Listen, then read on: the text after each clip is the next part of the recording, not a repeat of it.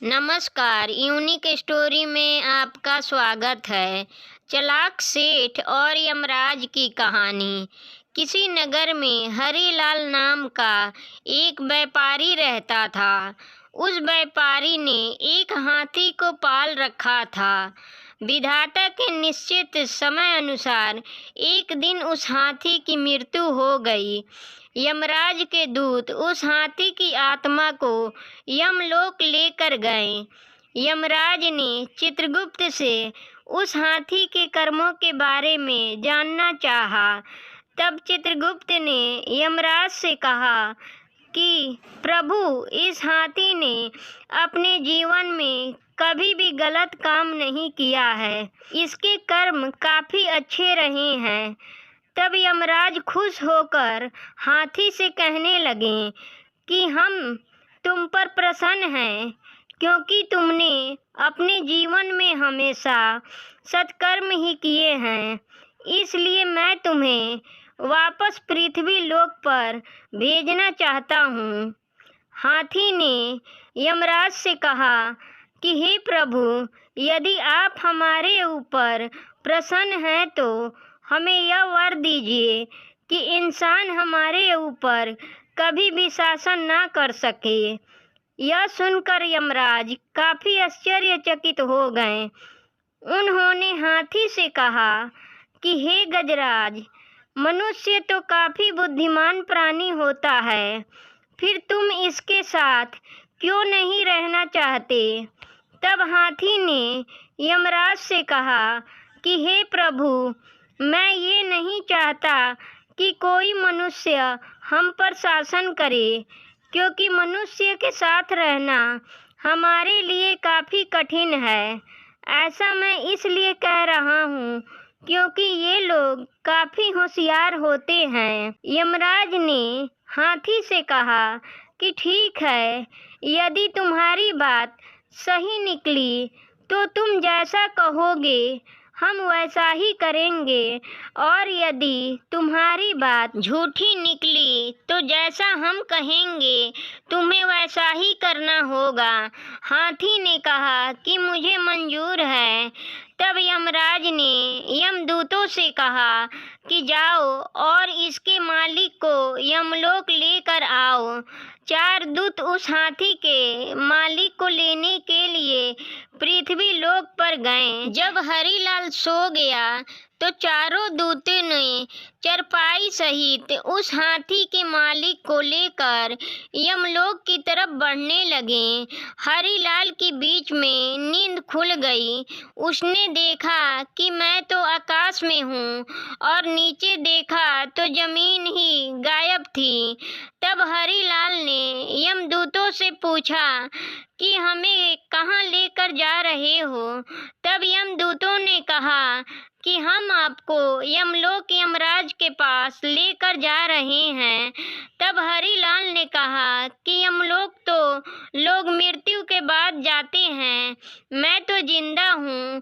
तब यमदूतों ने कहा कि आज यमलोक में जिंदा इंसान की जरूरत है, इसलिए हम तुम्हें यमलोक लेकर चल रहे हैं।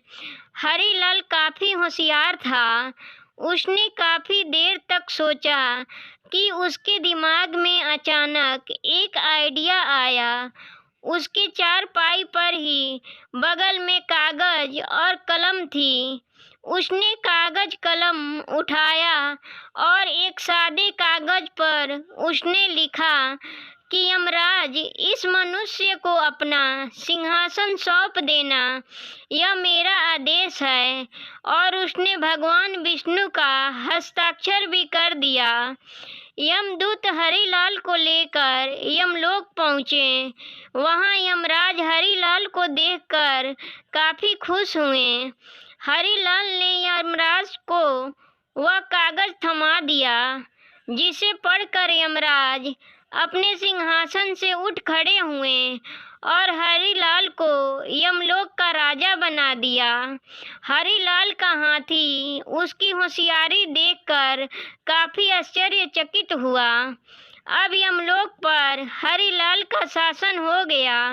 हरिलाल ने चित्रगुप्त को आदेश दिया कि जो भी लोग नर्कलोक में हैं उन्हें स्वर्गलोक में भेजा जाए और नर्कलोक का द्वार हमेशा के लिए बंद कर दिया जाए। अब जो भी लोग मरने लगे वो सभी स्वर्गलोक में जाने लगे।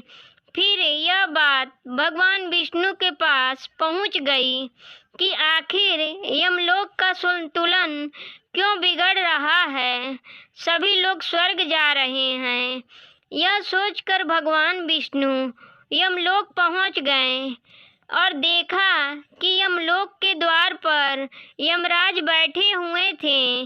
यह देखकर भगवान विष्णु ने यमराज से कहा कि यमराज, आप बाहर क्यों बैठे हुए हैं? तब यमराज ने भगवान विष्णु को हरिलाल द्वारा दी गई उस कागज को दिखाया जिसमें लिखा हुआ था कि इस मनुष्य को यमलोक का सिंहासन सौंप दिया जाए और नीचे भगवान विष्णु का हस्ताक्षर भी था। यह देखकर भगवान विष्णु हंसने लगे और यमराज से कहा कि तुमने किसी जिंदा मनुष्य को यमलोक में बुला लिया है क्या? तब यमराज ने कहा कि हाँ प्रभु, मैंने एक जिंदा मनुष्य को धरती से यमलोक में बुलाया है। तब भगवान विष्णु यमराज के साथ हरिलाल के पास पहुँचे। हरिलाल भगवान विष्णु को देखकर सिंहासन से उठ खड़ा हुआ और भगवान विष्णु से बोला कि प्रभु, मेरी यही इच्छा थी कि मैं आपको अपने समक्ष बुला सकूं, इसलिए मैंने यह सब कुछ किया। हरिलाल की बात सुनकर भगवान विष्णु बहुत प्रसन्न हुए। यमराज ने हाथी से कहा कि हे गजराज, आप जीत गए और मैं हार गया। उसके बाद यमराज ने हरिलाल को वापस पृथ्वी लोक पर भेज दिया और उसके दिमाग से यह सारी बातें भुला दी और यमराज ने गजराज को भी पृथ्वी लोक पर भेज दिया। ऐसे ही वीडियो के लिए चैनल को सब्सक्राइब करें, वीडियो को लाइक करें और कमेंट बॉक्स में अपनी राय दें। वीडियो देखने के लिए धन्यवाद।